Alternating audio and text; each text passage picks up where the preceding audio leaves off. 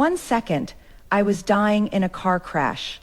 The next, I woke up 3 years in the past and reached straight for a 16-pound sledgehammer. Under the horrified stares of my narcissistic ex and his new favorite woman, I smashed through the black walnut dining table I had spent 400 hours building just to suit his damn minimalist taste. Expensive splinters exploded across the floor. His face went pale with the kind of shock that only comes when a man realizes the furniture is not the only thing he just lost. I dropped the hammer onto the wreckage and did not even bother to look at him twice. "You are welcome," I said, stepping over the ruin with one cold lift of my brow. "Consider this pile of unrecyclable deadwood my 30th birthday gift to you. Ladies, it is Madam Reed. I have a question. Have you ever built something with your bare hands, 400 hours of your life sanded into it, only to be told to lie about where it came from because your effort makes someone else's girlfriend uncomfortable?" Harper did. She built a black walnut dining table so flawless it could pass for a 5-figure Italian import. Her fiancé's one instruction: tell everyone it was shipped from Milan, because craftsmanship apparently has a cheap DIY vibe when it comes from a woman who loves you. Then she died in a car crash. Woke up 3 years in the past, walked straight to the toolbox, skipped the carving knives, picked up a 16-pound sledgehammer, and turned 400 hours of devotion into the most therapeutic pile of splinters the Upper East Side has ever seen. He thought she'd come crawling back in 3 days. She built an empire out of sawdust and never looked at him again. Let's begin. The shriek of twisted steel was still clawing at the inside of Harper's eardrums. Her lungs felt like vacuum-sealed plastic, flattened against her ribs. Then a brutal rush of air flooded in, thick with the scent of black walnut, polyurethane varnish, and sharp turpentine. Harper's eyes snapped open, her fingers clenched. They did not find shattered windshield glass. They pressed against a black walnut tabletop sanded to 3,000 grit, smooth as midnight silk. She gasped hard, her chest heaved. Under the cold recessed lights, her pupils shrank to pinpoints as her gaze swept the sterile, minimalist penthouse on Manhattan's Upper East Side. No blood, no rain. Only the digital clock on the wall shifting forward with an icy little flicker. Tristan's 30th birthday dinner would begin in 2 hours. Harper looked down at her right hand. A fresh red cut ran across the joint of her thumb, left there yesterday when her carving knife slipped while she was cutting the hidden pattern into the table leg. That scar, 3 years ago, during that dinner, Tristan had stared at her bandaged thumb, frowned, and leaned close enough for his breath to brush her ear. "Hide your hand under the table," he had whispered. "Chloe keeps looking at it. Don't make my guests think I am dating the help." That night, suffocating and shaking, she had run out of the apartment into a blizzard and straight into the path of a jackknifing 18-wheeler. Harper straightened. For 1 second, her legs almost gave. Then a hot, nearly feral surge of adrenaline tore through every vein in her body. She was alive. She had come back 3 years, back to this perfect gift.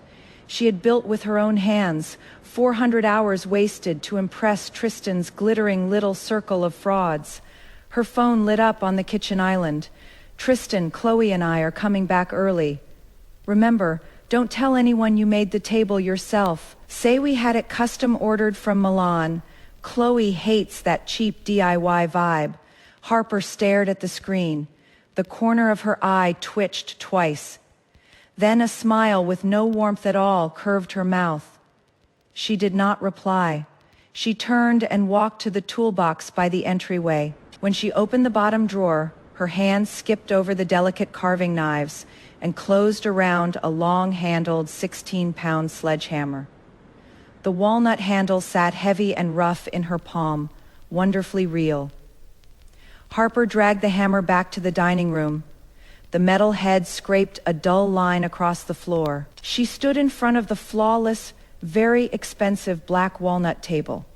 She drew one breath, planted her feet, tightened her core, and felt the muscles in her arms lock. The sledgehammer carved a vicious half circle through the air and came down dead center. Bang. Crack. The sound detonated through the empty apartment. The 3-inch slab of solid black walnut screamed. A fat crack split out from the impact point like lightning, and the perfect varnished surface erupted into sharp wooden teeth. Harper's eyes shone. The recoil numbed both her hands, but that deep drilling ache shot up her spine like the strongest drug in the world. She lifted the hammer again. She smashed the left corner. The joinery snapped, and the thick leg buckled inward with a desperate groan. She swung right. Splinters flew, one catching her cheek and leaving a thin red mark. The bitter smell of torn wood filled the dining room. She had the hammer raised for a fourth blow when the apartment lock chirped. The heavy double doors swung open. "Harper, I told you to set the wine fridge too." Tristan's voice died. He stood in the entryway in a sharply tailored charcoal suit, an expensive cashmere coat draped over one arm. Behind him came Chloe, the interior designer wrapped in a nude silk dress and balanced on needle-thin heels. Tristan's eyes traveled past the foyer and nailed themselves to the dining room. His eyelid twitched. His Adam's apple bobbed as if his brain had rejected the scene before him. Harper stood there in dust-covered work pants, the 16-pound sledgehammer lifted high. The Milan custom dining table he had planned to parade in front of investors and socialites had become a twisted heap of broken wood. The hammer dropped. The last connected board snapped. The massive table collapsed with a shriek of friction, throwing a soft cloud of sawdust into the air. Harper tossed the sledgehammer onto the wreckage. Metal struck wood with a dull, final thud. Then she turned toward the door. Tristan's face drained white. He strode into the living room and pointed at the ruins, his voice twisting with rage and disbelief. "Are you insane? What the hell are you doing? Guests arrive in less than an hour." Chloe covered her mouth and stepped back in disgust, her heels ticking against the floor. Her perfectly lined eyes swept Harper from head to toe, as if she were watching an animal that had slipped its leash. "Tristan," Chloe said, sharp and sweet, "is this the surprise you told me about?" A vein rose on Tristan's forehead. He charged toward Harper and reached for her shoulder. "What is wrong with you? I talked this table up for a month. You destroyed it. Where are we supposed to have dinner tonight?" On the floor, Harper stepped half a pace aside, evading his hand with exact precision. Her eyes were as cold as frozen water. There was no old panic in them now, no frantic need to soothe him the second he raised his voice. She only looked at his furious face. "Don't touch me," she said quietly. The words were not loud, but they She walked to the storage closet, yanked open the door, and pulled out a white plastic folding table, still wearing a cheap yellow big box store label. She had bought it for $15 to pile supplies on the balcony. Harper carried the feather light table to the wreckage of expensive black walnut and kicked the folding legs open. Snap, snap. The plastic table stood beside the ruin. "There," Harper said, lifting her cut thumb and pointing at it. "This is your table, Tristan. It matches your real texture perfectly. Cheap, hollow, and collapses the second someone presses too hard. Chloe will love the bold postmodern plastic moment." Tristan's breathing grew heavy. His chest rose and fell. His hands curled into fists until his knuckles went white. "Harper, if this is because I didn't answer your texts for 2 days, this is pathetic." He gritted his teeth. forcing his anger down so he could keep his dignity in front of Chloe. Call the French restaurant across the street right now and book their upstairs room. Then shower.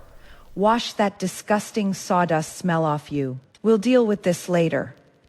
He still used that high, commanding tone, the one he used to issue instructions. In his mind, Harper's outburst was just an extreme bid for attention.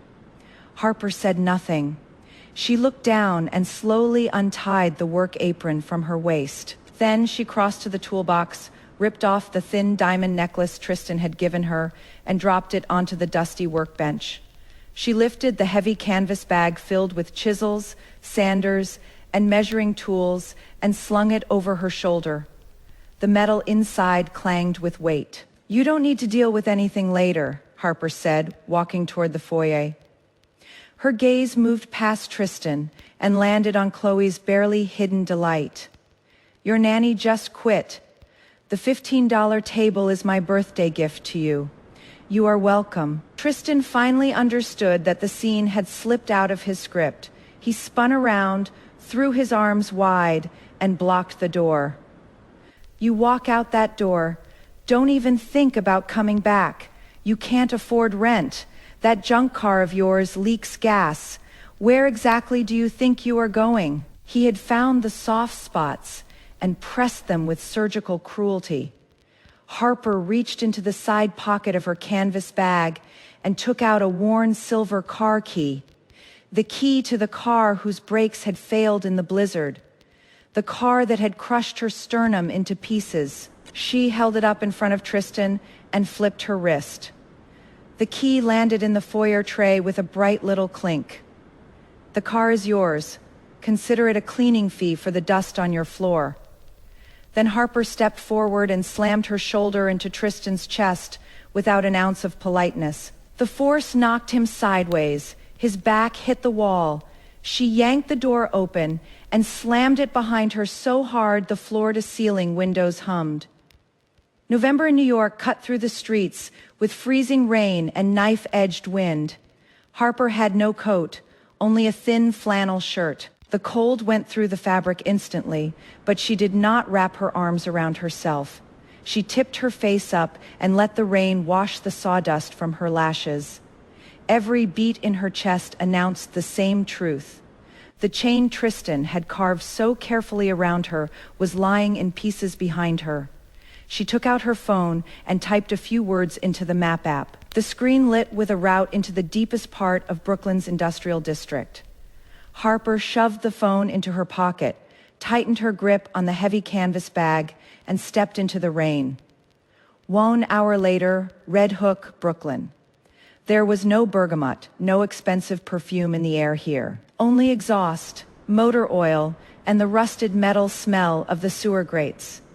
Harper stood before a huge roll-up door with peeling paint.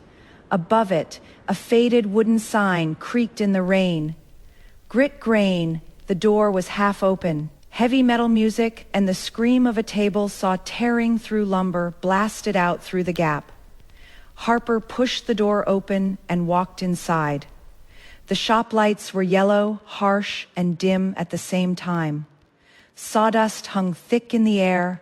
A massive solid woodwork bench dominated the center of the space. At the bench, a man bent over a huge oak log, gripping a heavy angle grinder with both hands and stripping bark with violent efficiency. He wore a sweat-soaked gray tank top. His thick arms were covered with black tattoos and old burn scars. As the grinder moved, the muscles in his back pulled under the fabric with brutal force. Sparks and sawdust burst around him. He did not look up. Harper walked straight to the main power switch. Without hesitation, she pulled the red breaker down. The machine roar and metal music died at once. The shop plunged into a ringing silence. The grinder in the man's hands whined in protest as it slowed and stopped. He rose slowly and turned. His face hit with pressure. High brow bones, deep-set eyes, and the furious impatience of someone interrupted in the middle of work. He wiped his dusty jaw with the back of his hand. His sharp gaze dragged over Harper's soaked shirt and the canvas bag on her shoulder. "We don't do tours," he said. His voice was rough sandpaper over metal. "Get out." Harper met his stare without flinching. She dropped the canvas bag onto the nearest workbench with a heavy thud, unzipped it, and revealed a row of polished handmade chisels, every blade sharp enough to shine. "I am here to apply for chief carpenter," Harper said, chin slightly lifted. "I heard this wreck of a shop doesn't have anyone left who can cut a perfect dovetail." The man's eyes narrowed. His gaze went from the professional chisels back to her face, and something dangerous flickered there. "You?" He snorted and picked up a short-handled axe from the bench, tossing it once in his hand. Harper drew out a 1-inch bench chisel and ran her thumb lightly along its edge. "Don't believe me? Let's find out." Chapter 2. The air smelled of pine resin and sharp machine oil. It was so quiet they could hear rain beating against the corrugated metal roof. The man's hand paused around the axe, his gray eyes fixed on Harper like a hawk's. Then he threw the axe onto the workbench with a metallic clatter and a low, mocking laugh. "Find out." He stepped closer. He was tall enough that his broad shoulders almost blocked the swinging pendant light overhead.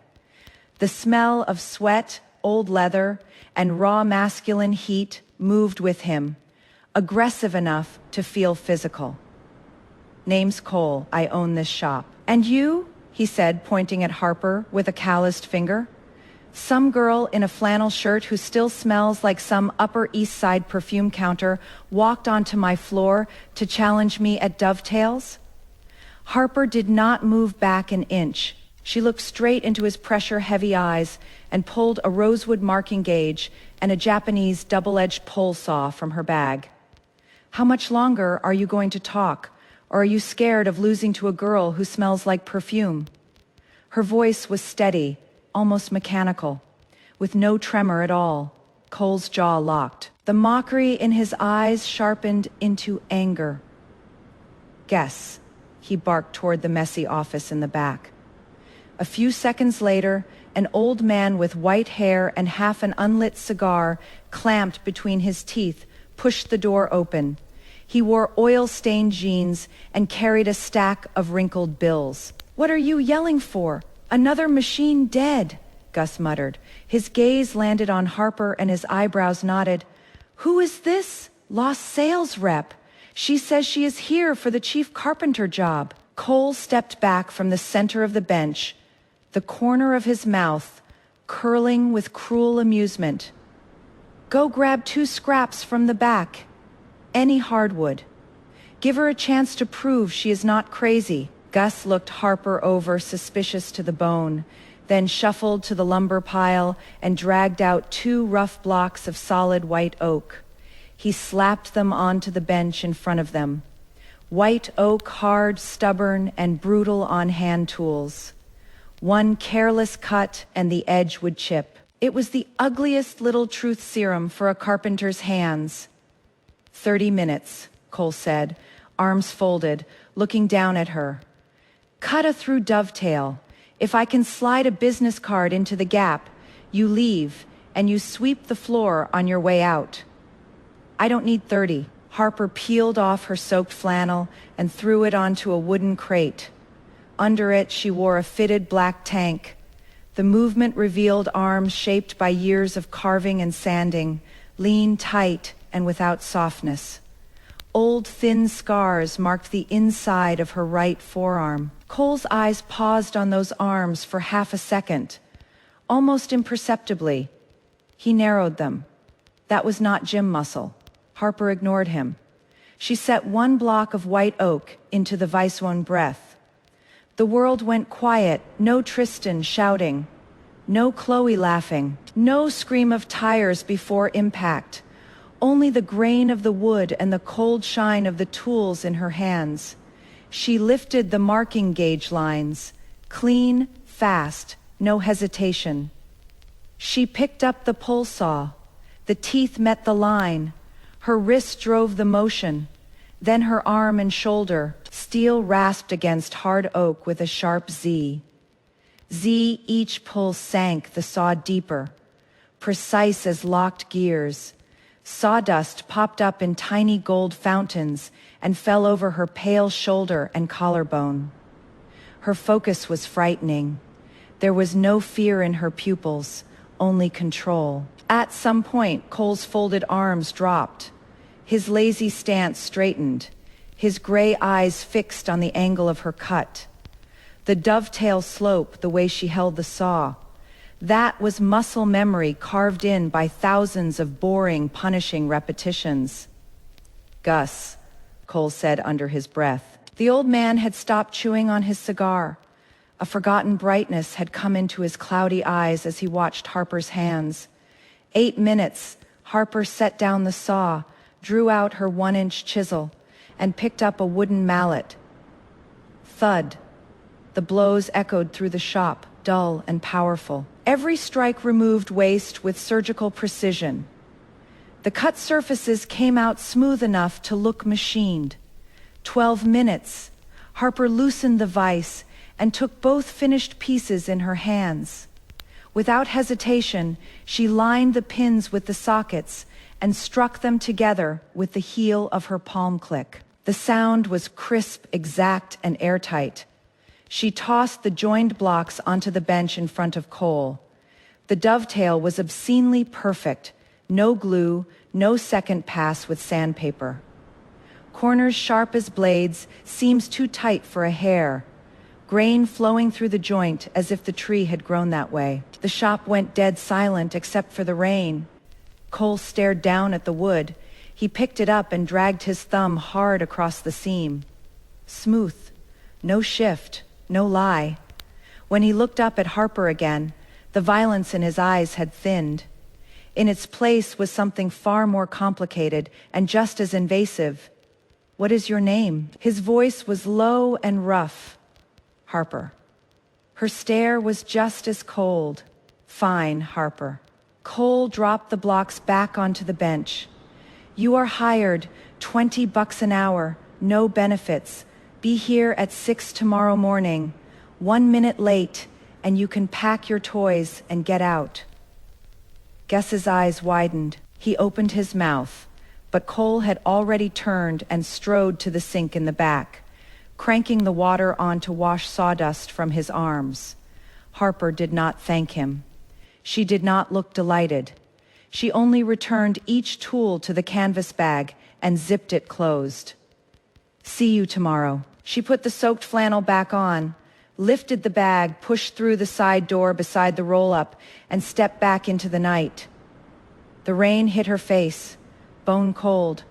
Harper had nowhere to sleep.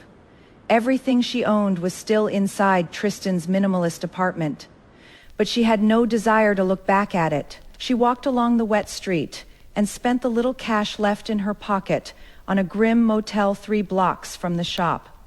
The room smelled of cheap tobacco and bleach. The mattress sagged in the middle, and the springs groaned like they had lost hope years ago. She collapsed onto the bed without taking off her shoes and closed her eyes.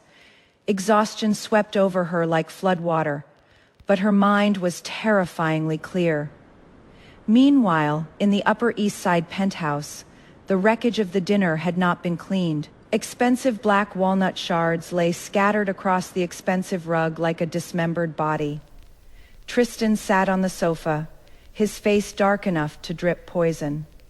Chloe stood nearby with her phone, performing sympathy in a dramatic voice for whoever was on the other end. "Yes, she lost it," Chloe said. "Like an animal, she smashed the table." Tristan was furious.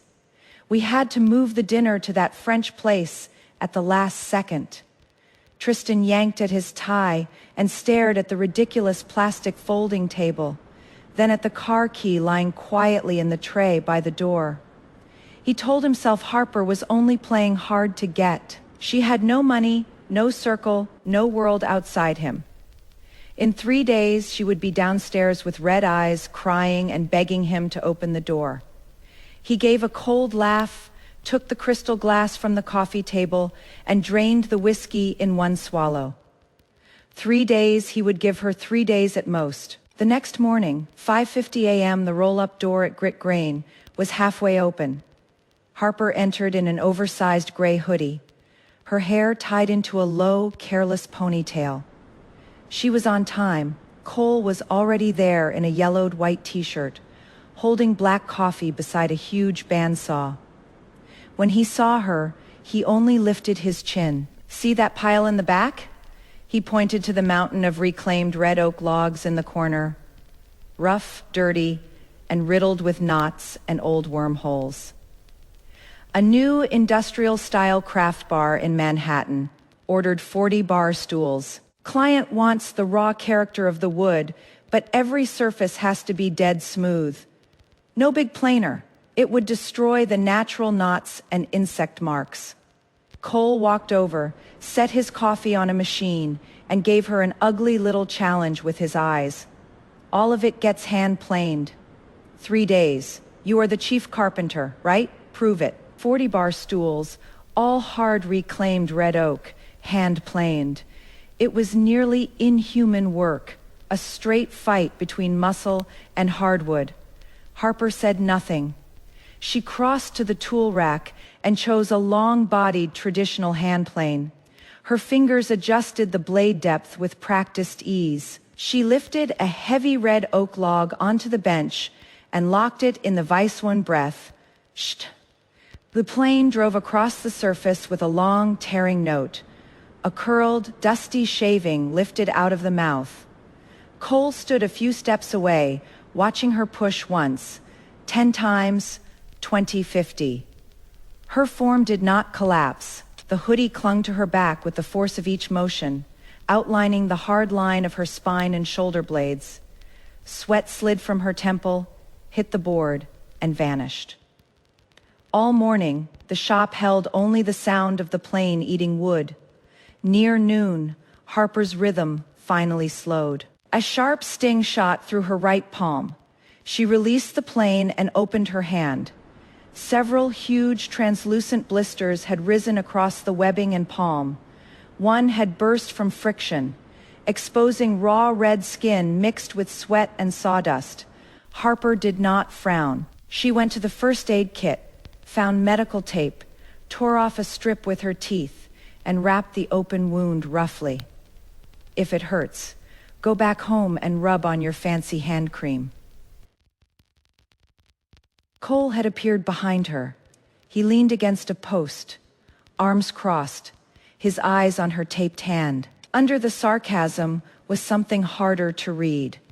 "It doesn't hurt," Harper said coldly. She did not look at him. She walked back to the bench and grabbed the heavy plane again. The tape scraped against the wooden handle. Pain ripped up her arm and into her skull. But compared to the agony of crushing her own soul to fit Tristan's taste, this was nothing. Shh! The plane moved forward again. Shavings flew. Cole watched her rigid back, and the fierce light in his eyes burned brighter. Chapter 348, Straight Hours of Punishing Labor, had nearly drained every last drop of glycogen from Harper's muscles. The rough blanks for all 40 bar stools were finished. Red oak shavings lay ankle deep across the shop floor. The air carried the peppery old wood smell that came when aged lumber was opened up. Harper leaned against the edge of the workbench, breathing hard. Her gray hoodie was soaked through with sweat. Strands of hair, yellowed with dust, stuck to her dirty cheek. The medical tape on her right hand had turned dark brown with blood and sweat. Every time she bent her fingers, scabs split open again. Thunk. A cold glass bottle landed on the bench beside her hand. Harper looked up. Cole stood in front of her with a cheap ice-cold beer in one hand and a bottle opener in the other. "There is one final sanding pass left. If you put more pressure on that hand, the sandpaper is going to take the skin and meat together." His voice was still rough, but the old condescension had vanished. He looked at her bloodshot eyes, still burning with stubborn hunger. Over the last 2 days, this woman had worked like a machine with no off switch, chewing through hard red oak by hand until even grown men would have started complaining. Harper did not answer. She reached for the beer. Smack Cole's palm covered her hand. His hand was large, rough, and much warmer than hers. The calluses on his fingers scraped the back of her skin. Harper's eyes went cold instantly. She yanked her hand back and stepped away as if avoiding a virus. Every muscle in her body snapped into defense. "Don't touch me." Her voice was razor sharp. After the last life, after being disgusted by Tristan's controlling touch, she had developed a physical revulsion toward any sudden contact from a man. Cole froze. His gaze stayed on the wall of defense she had thrown up, and the hostility in her eyes. After 2 seconds, he slowly lifted both hands in surrender. Easy, he popped the cap off the beer with a hiss and pushed it back toward her. "I am just trying not to have my chief carpenter die of tetanus in my shop. Drink it, wash that hand with soap in the back, and change the dressing. I'll handle the last sanding pass." Harper watched him for a moment. Once she was sure he would not move closer, she picked up the beer and took a long drink. The cold liquid ran down her throat and briefly smothered the burn in her muscles. Over the next few months, Harper seemed to take root in the shop. She stopped checking for news about Tristan. She got rid of her old car and used her tiny paycheck to rent a basement room near the industrial district, a cold little box with no heat. By day, she wore oil and varnish-stained overalls, safety goggles, and a respirator, cutting lumber in the thunder of the band saw. At night, she sat under a dim desk lamp with a sketchbook, designing solid wood furniture with feral tension and wild beauty. Cole was still sharp-tongued. He still found flaws in things most people would call perfect. But the way he looked at Harper changed. It took on the heat of a worthy fight. They were like two territorial animals, clashing without words in the roar of machines and flying sawdust. Their weapons not claws, but brutal, unforgiving skill. That balance broke on a mid-January afternoon. Cole had gone to the Bronx to inspect logs. Gus was asleep in the backyard. Harper was working a rare piece of bird's-eye maple for a custom entry table. Wearing goggles, she bent over the table leg, carving its edge by hand. The maple's figure was dazzling, like hundreds of tiny eyes caught under the surface. One wrong cut, and the beautiful pattern would tear out forever. The roll-up door shrieked. Someone came in. Harper did not look up. She assumed it was a delivery worker. "Leave it on the pallet by the door. No signature needed." "Harper, did you really think hiding in a rat hole full of trash would keep me from finding you?" That arrogant male voice, sickening and carved into her bones, slid into the shop like a snake. Harper's carving knife stopped hard. The blade left a dangerous pale mark on the maple, nearly ruining the whole piece. She drew a slow breath, set the knife gently on the bench, removed her goggles, and turned. Tristan stood less than 10 feet away. He wore a camel cashmere coat and spotless Oxford shoes.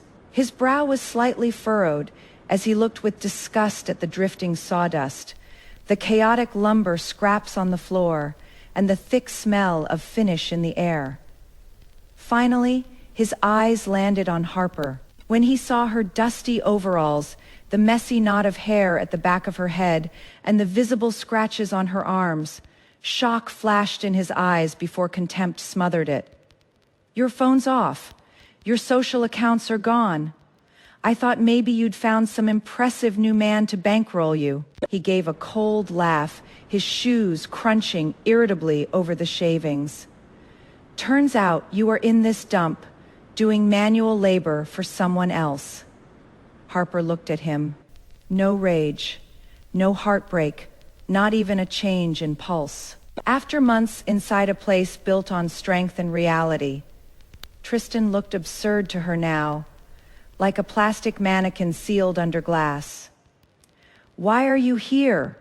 Her voice was still water. "I am here to give you a way back." Tristan walked to the bench and reached as if to touch the bird's eye maple, but the thick dust made him recoil. He withdrew his hand in disgust. Chloe ruined that dinner. The mass-produced furniture she picked looked cheap. My investors hated it. He spoke like he was handing out mercy. "Quit this joke of a job, move back into the apartment. I'll forgive the table. You can keep doing your little crafts on the balcony as long as you don't mess up the carpet." He was certain 3 months at the bottom had humbled her. She used to orbit him, used to crave his approval. Now all he had to do was crook one finger, and she would run back like a stray. Harper looked at his face, warped by overconfidence, and let out a low laugh. The sound cut clean through the empty shop. Tristan frowned.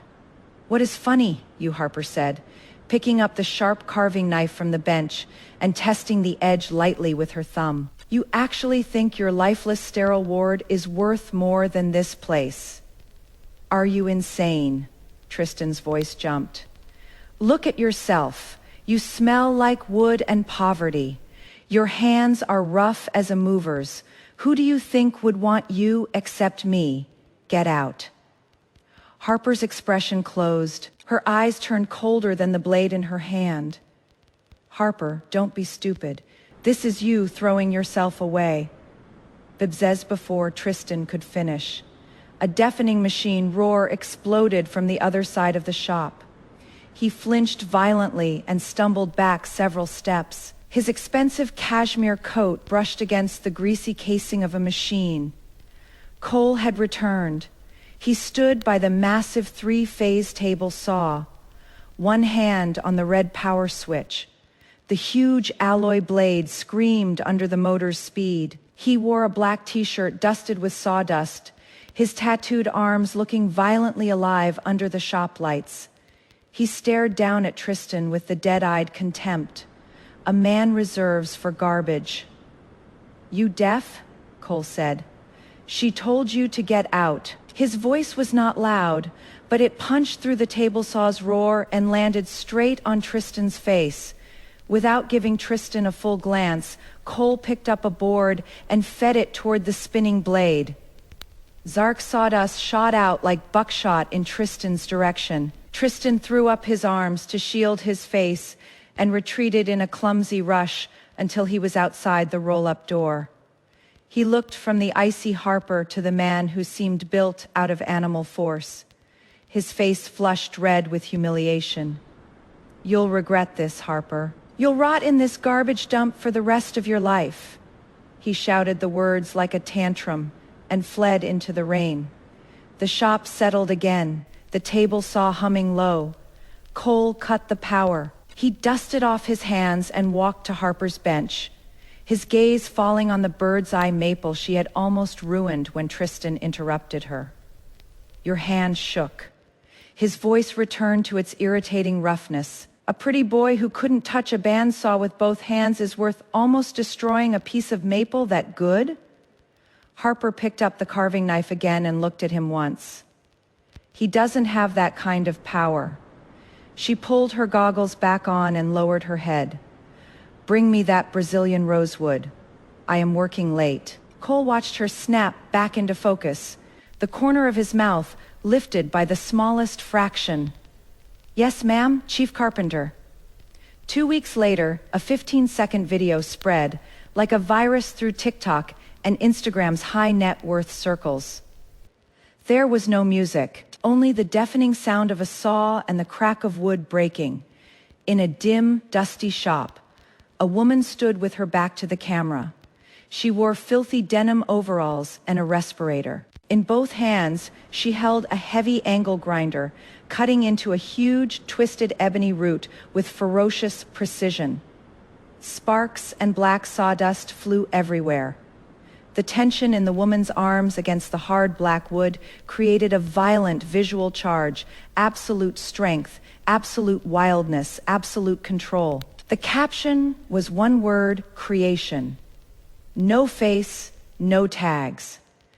But at the end of the clip, a finished coffee table, carved from the ebony root, flashed onto the screen.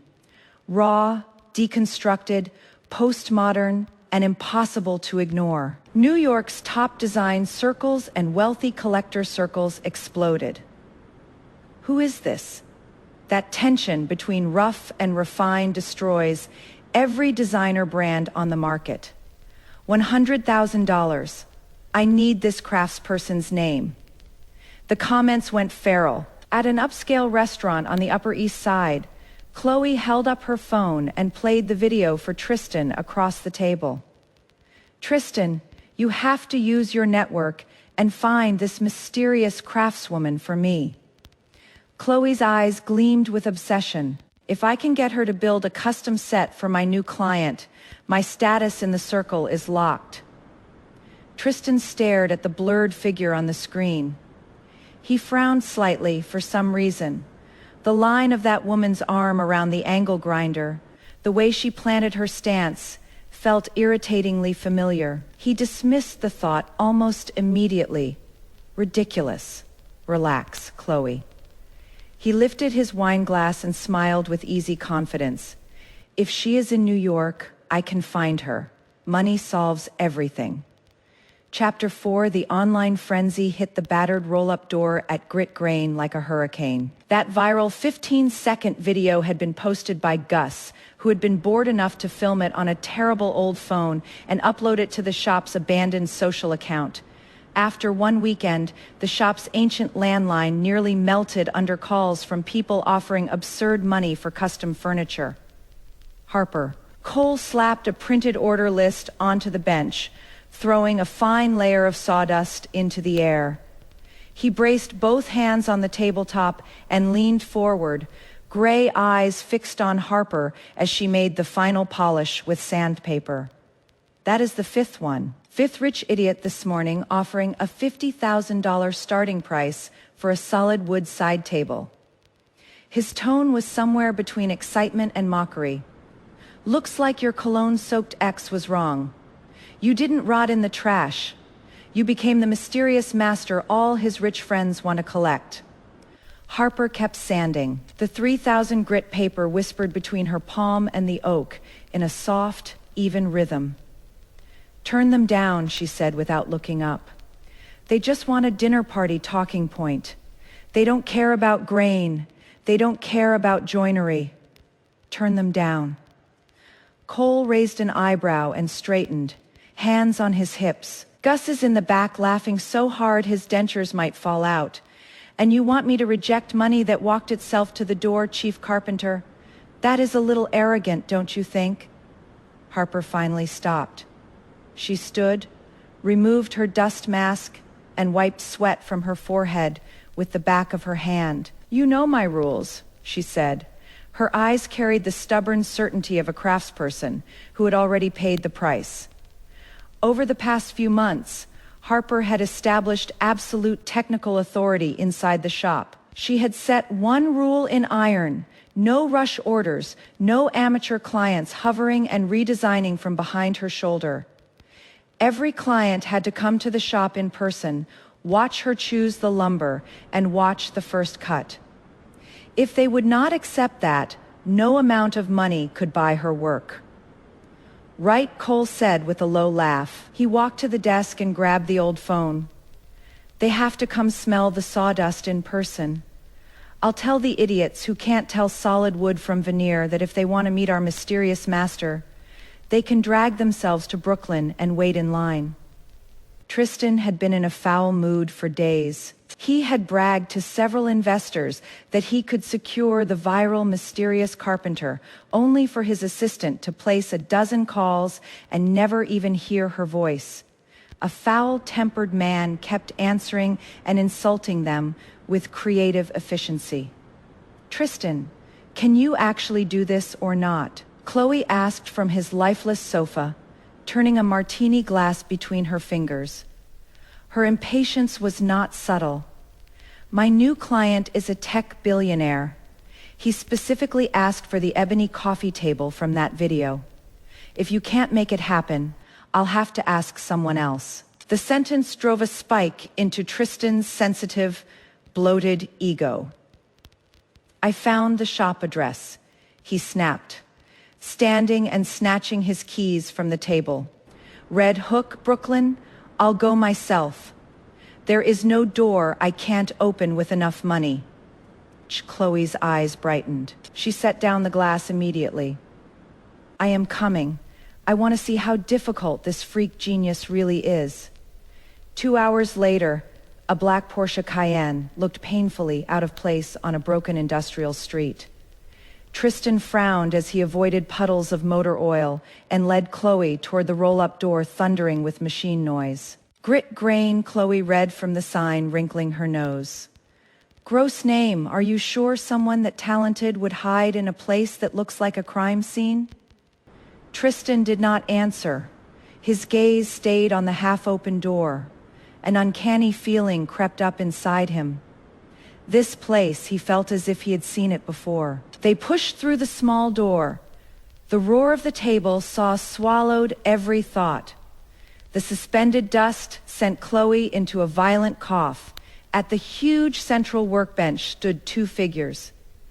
Wone was a tall, powerfully built man operating a heavy planer. Beside him stood a woman in filthy denim overalls, an industrial respirator, and hearing protection. She gripped a heavy angle grinder in both hands and cut into a massive walnut root with brutal precision. Sparks and sawdust flew between the two of them. They moved in perfect coordination without exchanging a word, their silence charged with a dangerous, almost sensual rhythm. It looked exactly like the viral video. That is her. Chloe nearly shrieked, forgetting the awful environment as she tottered toward the bench in high heels. Tristan followed her, and with every step, his heart beat harder. The woman's body, the lean forearms revealed by her rolled sleeves, the particular way her shoulder engaged when she held the machine. His breathing went shallow.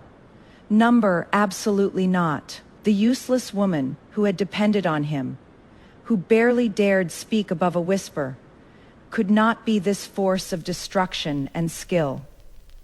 Cole noticed the intruders first. He shut down the planer and tapped Harper's arm. Harper felt his touch. Over the months, she had grown used to that brief, practical contact from Cole, a warning with no violation in it. She shut off the grinder, pulled down the hearing protection, and removed the respirator.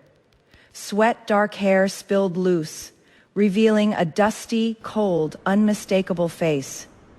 Time seemed to stop. Chloe's steps nailed themselves to the floor. The polished flattery she had prepared died in her throat. Her pupils widened as if she had seen a ghost. Tristan looked as if a hammer had struck his chest. He stared, white-faced and disbelieving, at the woman behind the bench, a woman with a powerful presence and eyes sharp as blades. Harper, the woman he had thought fit only to act as unpaid domestic staff in his apartment. The woman he had sworn would rot in a trash pile without him. Tristan's voice rasped like he had swallowed sand. What are you doing here? Harper dropped the heavy angle grinder onto the bench with a metallic thunk. She picked up an oily rag and slowly wiped dust from her hands. She looked at the glamorous, stunned pair before her, and a vicious curve touched her mouth. Isn't this the garbage dump you were talking about? Her voice held no ripple. Chloe finally found herself. She could not accept that the woman she had mocked, the woman Tristan had treated like a rag, was the mysterious master she had been desperate to flatter. That truth hurt worse than any insult. Impossible, Chloe cried, pointing at Harper. The person in that video cannot be you. You are just some small-time craft girl. You couldn't make furniture at that level. Did you steal someone's design and pretend it was yours? Harper did not even give her the dignity of a response. She looked at Cole. "This is the client you let in. Taste is dead." Cole folded his arms and leaned against the planer. His gray eyes swept over Tristan and Chloe with a malicious little laugh. How was I supposed to know they came for a family reunion? He moved to stand beside Harper, his height bringing a strong pressure into the space. "Listen, both of you.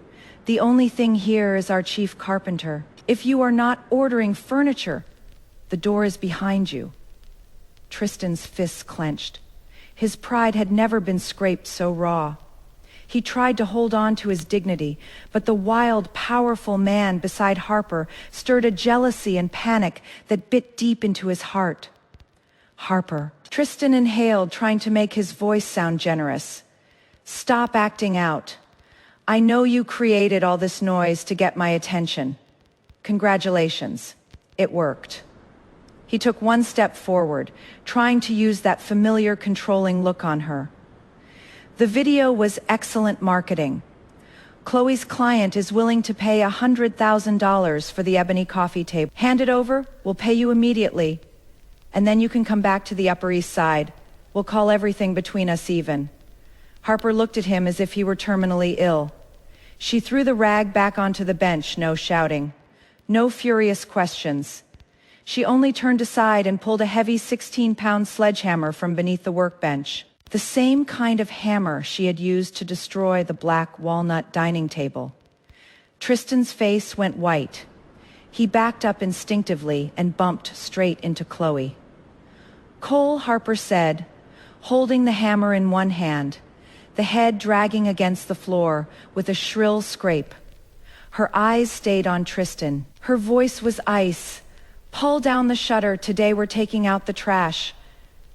Chapter 5. The heavy hammer dragged across the concrete. The rough scraping sound grated over Tristan's nerves like sandpaper. He watched Harper come closer step by step. The eyes that had once been eager and afraid were now two ice-hardened blades pinned to his face. Harper calmed down. Tristan's voice finally shook. He felt real fear now, a pure threat outside the reach of his control. Cole did not blink. His long legs carried him straight toward the shutter control. "No, don't close it." Chloe shrieked. Her $1,000 stilettos stumbled through the shavings as she clawed at Tristan's sleeve. "Tristan, let's go. She is crazy. She is actually crazy." Harper stopped less than 3 feet from Tristan. She did not raise the hammer. She only planted it hard on the floor. Clang. The dull sound made Tristan's calves twitch. $100,000? Harper tilted her head, studying him like a defective product.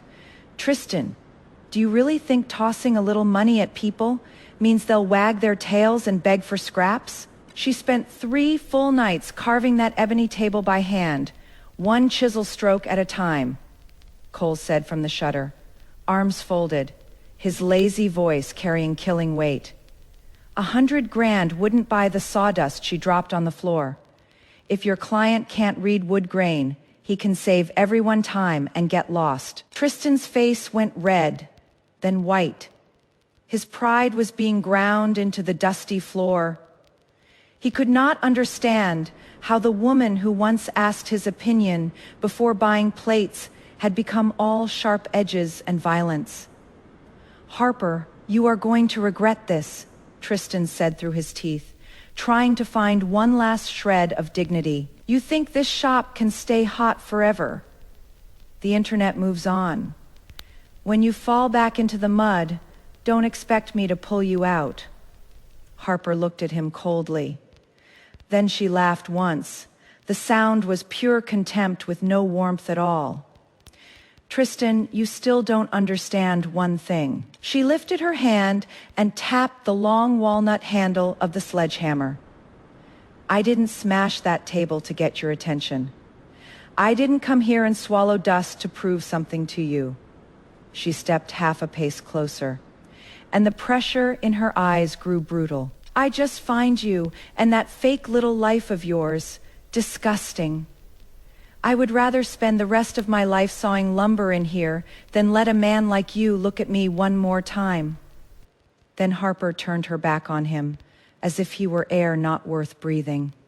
"Jet out. Don't dirty my shop." Tristan stood there as if he had been slapped in public a dozen times. His breathing grew heavy, his eyes filled with spite and humiliation. But he did not dare step closer.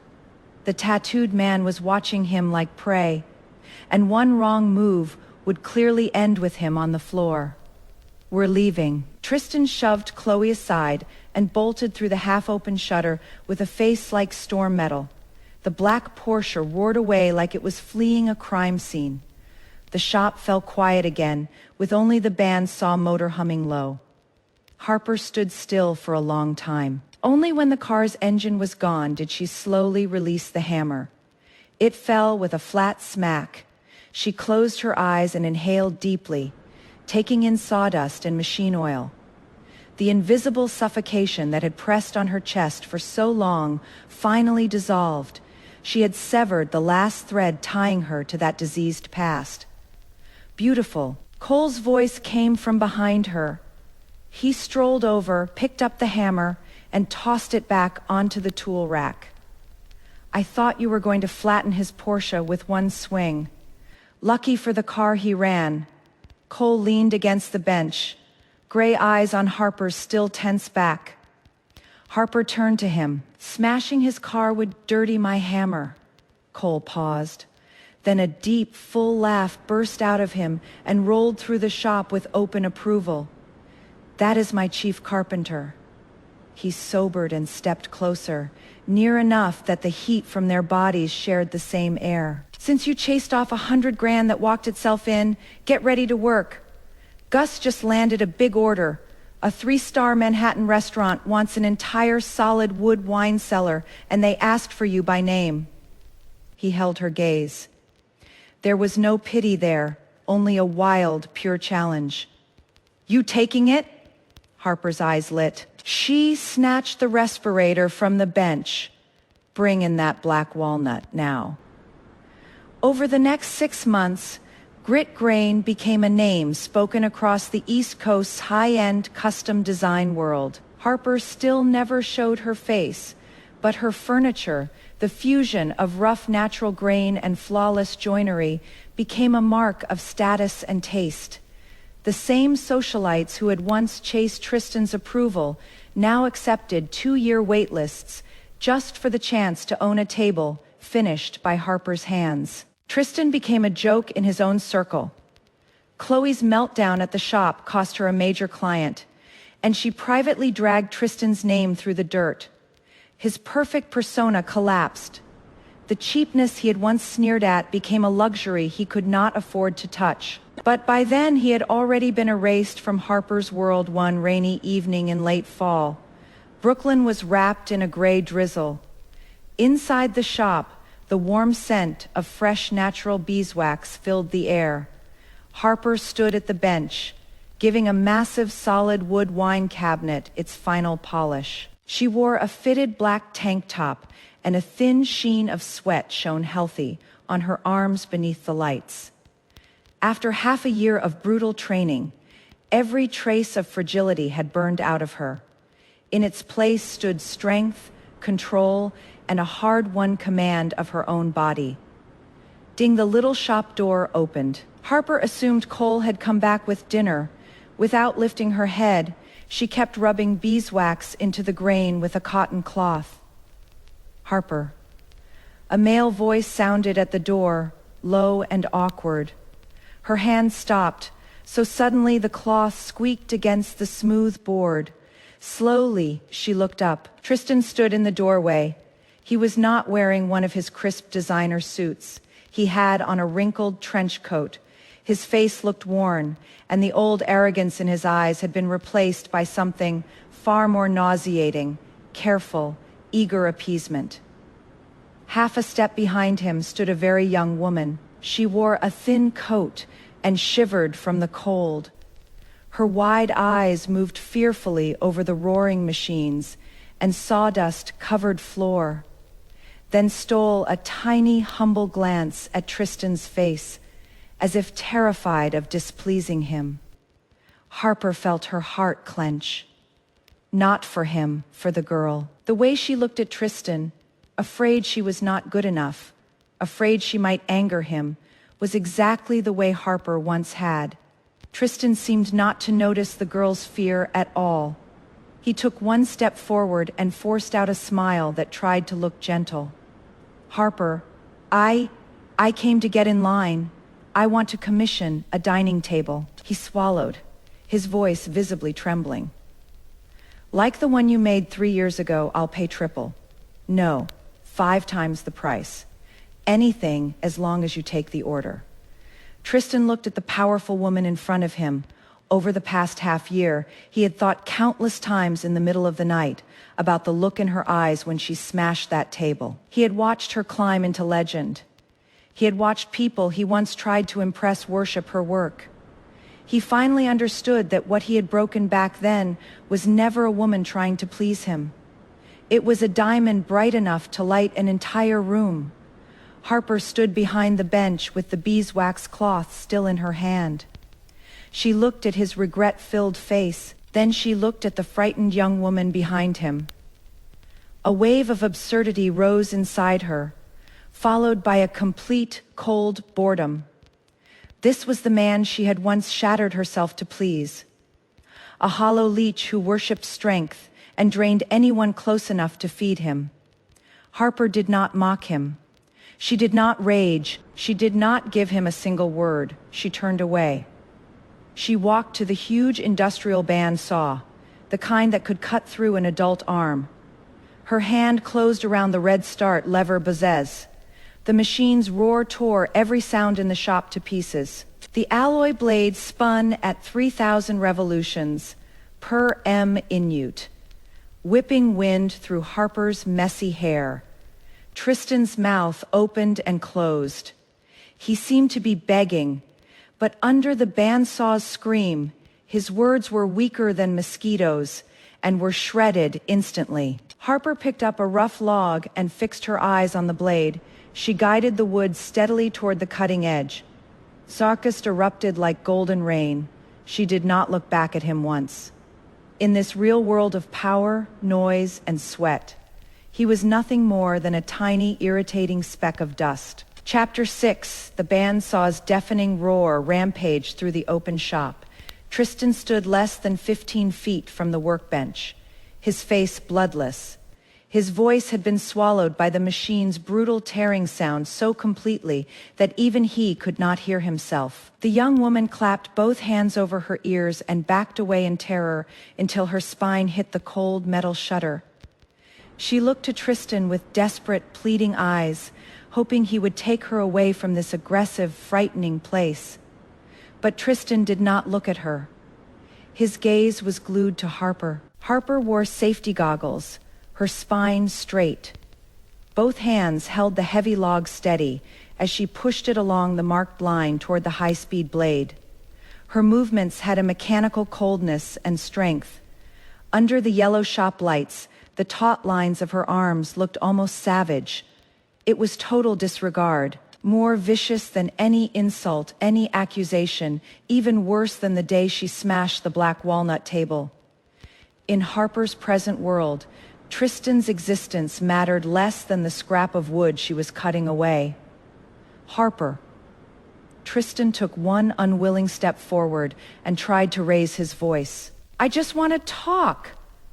Are you out of your damn mind? Can't you hear the machine running? A thick arm shot in from behind him and clamped onto Tristan's shoulder like iron before Tristan could turn. A force yanked him backward. He stumbled several steps, his expensive coat dragging through the shavings, and nearly landed flat on his face. Cole had returned to the shop. He carried 2 takeout bags in one hand. The other remained in the position from throwing Tristan back. His angular face showed no expression, but his gray eyes were cold enough to make the room drop 10 degrees. Never walk up behind a carpenter running a bandsaw, Cole said. His voice was low and dangerous. That is shop common sense. If you want to die, fine. Don't dirty our machines. Tristan steadied himself in humiliation. He looked at Cole's oppressive frame, then at Harper, who still had her back to him and had not stopped cutting. Whatever scraps of pride he had left were ground to powder by the rawness and force in that room.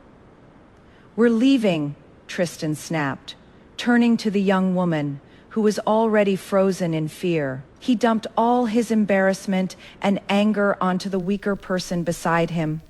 The girl flinched. Tears rushed into her eyes like a startled bird. She stumbled after him through the roll-up door. The metal door clanged shut, sealing out the bitter rain. Harper finally finished cutting the log. She killed the bandsaw, and after a few seconds of fading hum, the world became quiet again. She pulled off her goggles and wiped the fine sweat from her forehead. "What did you buy?" she asked, turning as if the interruption had never existed. Her eyes went straight to the paper bags in Cole's hand. "Beef burgers from the corner, double bacon." Cole tossed the bags onto a clean section of the bench and pulled over a stool. He looked at Harper, and a hidden glint of approval crossed his eyes. "Thought you'd throw him out yourself. Wasting strength on him isn't worth it." Harper walked to the sink and scrubbed sawdust and machine oil from her hands with heavy-duty soap. She looked at herself in the mirror. Short, messy hair, hardness around the eyes from exhaustion, a jawline sharp as a knife. The polished makeup she used to wear for Tristan's expensive taste, the emotions she had once hidden so carefully, all of it had vanished without a trace. This was who she had been all along. Eat before it gets cold. Cole handed her a burger and took a huge bite of his own. "Gus said the Manhattan restaurant owner wants to invite you to next month's opening dinner. They want the solid wood wine cellar to be the main draw and want you to appear as the mysterious master." Harper took the burger and sat on the bench beside him. "No," she said without hesitation. "No." Cole raised an eyebrow. "That is a prime chance to meet the richest people in the city. Put on a decent dress, stand around with champagne for an hour, and next year's orders double. I don't wear dresses. I don't drink their champagne." Harper took a big bite. Beef juice and black pepper burst across her tongue. "I am a carpenter. My value is here, in this shop under my plane. In that pile of sawdust, I don't need to look for approval in that fake little circus." She had died once inside that kind of circus.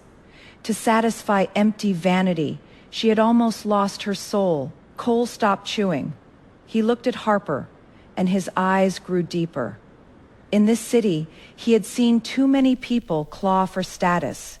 He had seen too many craftspeople eaten alive by vanity. But this woman in front of him, after being trampled, discarded, and then hit by the madness of instant fame, still had a heart like hard oak.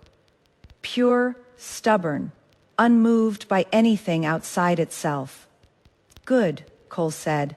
This time his smile was easy, carrying real recognition. "Then we're not going. I hate suits anyway." He lifted the half-eaten burger in his hand and paused mid-air. "To not going to that damn dinner." Harper looked at him, and for the first time in a long while, her mouth curved into a real smile, wild at the edges. She lifted her burger and tapped it against his. "To not wearing a dress." 1 year later, Grit Grain had doubled in size. They had rented the old warehouse next door and added top-tier power tools, but the core custom orders were still finished by Harper and Cole by hand. The girl who had once lived carefully to please her boyfriend had built an absolute kingdom for herself in a world thick with dust and machine oil. The legend of the mysterious carpenter still burned online. But no matter how loud the outside world became, Harper never once showed her face in public. As for Tristan, she never heard another thing about him. He became nothing more than a stray cold wind that had passed through the darkest night of her life and then vanished completely. One early winter morning, sunlight fell through the shop's skylight and slanted across the massive central workbench. Fine sawdust floated in the beam like tiny spirits. Harper wore her familiar work overalls and a dust mask. In her hands was a heavy hand plane, moving across a beautiful slab of black walnut for its final finish. Every push of the blade made a strong tearing sound. Shh! It was the sound of wood being reshaped. It was also the sound of Harper reshaping herself, again and again with sweat and pain. She did not look back. She did not stop, because in this real world, made of saw blades, wood grain, and sweat, every ounce of power belonged completely to her. Tristan is not a villain in the dramatic sense. He never raises his fist. He never screams. He whispers. He corrects. He adjusts. He tells Harper to hide her bandaged thumb, to lie about the table she made, to wash the smell of her own craft off her body before appearing in his living room. He doesn't destroy her with cruelty. He dissolves her with small daily erasures until she cannot remember what her own hands are for. That is the particular violence of a man who needs a woman diminished in order to feel large. When Harper wakes up with a second chance, she does not plot revenge. She does not scheme. She picks up a sledgehammer and destroys the symbol of her own submission. 400 hours of labor bent to someone else's taste. That table was never furniture. It was a monument to the lie that her value existed only when filtered through his approval. Smashing it is not destruction. It is self-reclamation. What follows is not a revenge arc. It is something rarer and more satisfying. A woman who stops performing and starts existing. Harper doesn't build her reputation to spite Tristan. She builds it because the work is real, and reality is the only currency she trusts anymore. The dovetailed joint she cuts in 12 minutes is not a performance for Cole's approval. It is muscle memory, thousands of repetitions, made in silence, made in devotion to craft, rather than to a man who would tell her to hide the evidence. And when Tristan returns, first to reclaim her, then to commission her, she does not give him the satisfaction of anger. She turns on a band saw and keeps working. His voice cannot compete with 3,000 revolutions per minute. His presence cannot register in a world where value is measured in grain direction and joint tolerance, not in cashmere coats and dinner party applause. The final image is the one that stays. Harper pushing a hand plane across black walnut, alone in the morning light, sawdust floating like gold dust in the air. No man telling her to hide the proof of her own hands, just the sound of wood being reshaped, and a woman who learned that the most powerful thing she could build was a life that needed no one's permission to exist. So ladies, what have you built with your own hands, your time, your skill, your devotion, only to be told to pretend it came from somewhere more acceptable? At what point did you stop hiding the evidence of your own labor and start letting the sawdust stay on your shoulders? And when the person who once told you to wash off the smell of your own work came back asking to buy what you'd made, did you name a price, or did you simply turn on the saw? I'll be in the comments.